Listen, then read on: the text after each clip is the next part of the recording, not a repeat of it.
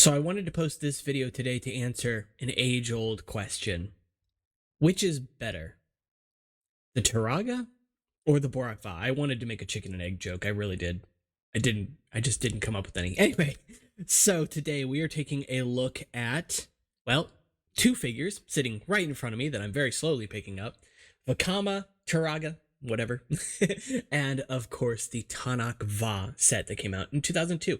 These figures are somewhat analogous in several ways in terms of the build. I know that the Borak Va are more akin to the, McDonald's Matoran being more numerous, right? And acting sort of as like scouts in the story / like medics sort of.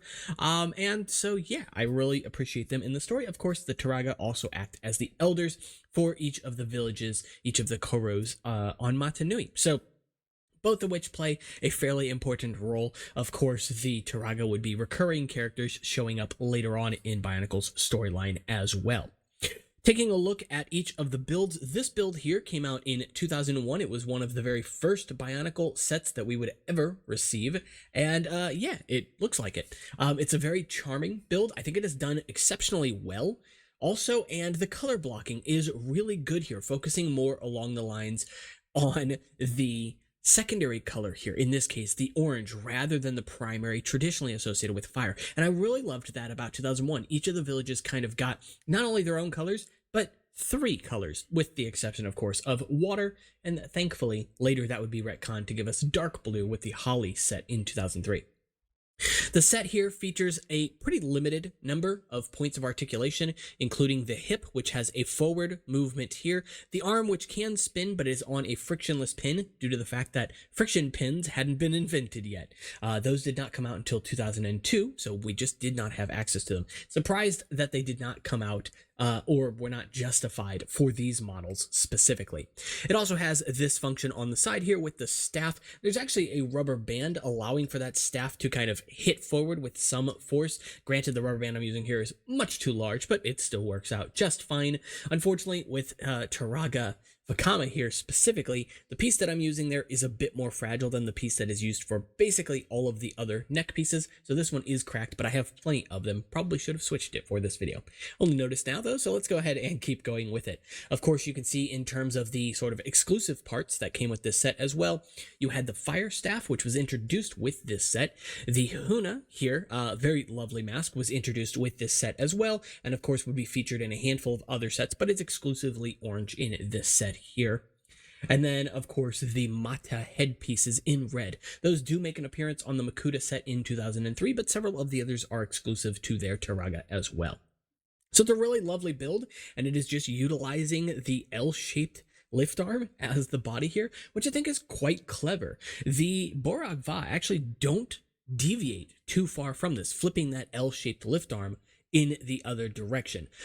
But where the Turaga have better forward articulation, let's say with the legs here, this tends to favor more waist articulation, right? So the legs don't move independently from each other forward and backward, but the entirety of the waist can move up and down, giving you honestly a more dynamic pose. And it's also mounted to a friction pin, in which this set has two. A friction pin in the arm here, as well as in the hips. That is a black friction pin as well. Those pieces can get quite expensive, so a good way to get some of those as well.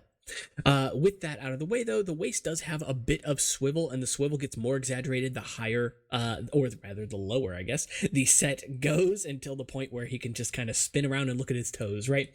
Altogether, though, I really like that combination of those few connectors, because literally the entire waist is just like 6 pieces, and it's done exceptionally well. Of course, throwing the rest of the body in here, you have that friction pin, in this case holding up the staff arm here, and you actually have a function in the other arm as well, which you can connect the staff to move the staff. But in this case, it does not include a rubber band. Rather, it uses the weight of the Krana holder and the Krana itself to actually sort of balance the weight of whatever weapon it might be holding. Some of these sets have 2 weapons, so that makes some sense. The idea here, of course, being that if you want to focus on some other points of articulation in the neck and head, notably, that you can move those down and actually sort of hit this as a catapult-like mechanism, which I don't know if that's actually marked anywhere on the instructions or on the box. I honestly don't remember, but yeah, you can shoot the little Krana out. I don't want to lose it, so I don't want to shoot it that hard, but that's really cool. The downside to this, though, is that these Krana are exceptionally easy to lose because they don't hold on to these Krana holders very well. I would have personally liked to have seen a rubber band included with this set. Since the Krana holder has these little slots on the side here, it would have worked out reasonably well to actually allow it to grab a rubber band in that location, and then the rubber band itself could hold the Krana in place when you're not using it for catapulting reasons. So it is unfortunate that it doesn't come with one of those, but in terms of other points of articulation, you do have that neck, again, which can move up and down, and a ball joint at the head, which is very nice. Not all of them include the ball joint at the neck specifically. Borak Va and Borak Va actually move that ball joint to the front of the head. The reason for this is basically because where that ball joint would connect would actually collide with a part of that shield. Very clearly, LEGO did not think to use this piece when they were designing the Borak Va, and so they did not design these shields with that in mind, rather came up with the ideas for these builds afterwards. At least that's what this suggests. I think it's perfectly okay, though, to just flip them around and have the ball joint at the neck anyway. Just don't push the shield all the way down and you're going to be fine, but it's not usually something that LEGO goes out of their way for. So that said, in terms of my final verdict, and then we'll talk about some extra little bits with these guys here, I think I have to say the Borak Va are my favorite among the two. First of all, main reason being that I just think aesthetically they're a little bit nicer. They're a little more ambiguous as to what they are, right? These are very clearly humanoid-like characters, which fair enough. This is, though humanoid still, with the bigger, clunkier feet, the sort of stout build on it, and of course that head being wide rather than round, doesn't look quite so human. And I like that. I really appreciate that. There are also more useful pieces in here, notably a handful more pins and axles in this set, plus the ball joint itself, meaning that it lends itself way better to the ability to build combination models. With the Borak Va, you not only get a combination model for the red, black, and brown Borak Va, a Kaita or Kait, whatever. And you also get the same combination as well for green, white, and blue, but also LEGO actually went out of their way to make 4 Rahi from the Borak Va. I think 2 of them are really exceptional. The other 2 are okay given the parts used. I think the Infernavica, which is a small bird-like figure, has a really interesting body build, but then is followed up by kind of a mediocre the rest of it. And then, of course, the Maranui fishing bird is kind of just a throw together. It's fine to have. It's not the best looking, but it's fine. And it's a good little platform to build upon. I will say, though, that the Hapaka, which is a small elephant hound-like creature, I like to think of it as an elephant because it has a trunk and tusks, is lovely. And of course, the Pokawi is honestly probably my favorite Rahi from all of Bionicle, as crazy as it is. It's just a small kiwi-like bird. Although LEGO uses the Borak Eye for its beak, even though it includes Borak Va, which has the katana swords, just change it for the katana. It's so much better.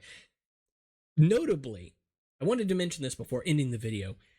I actually started building Rahi essentially as a platform because of the Borak Va.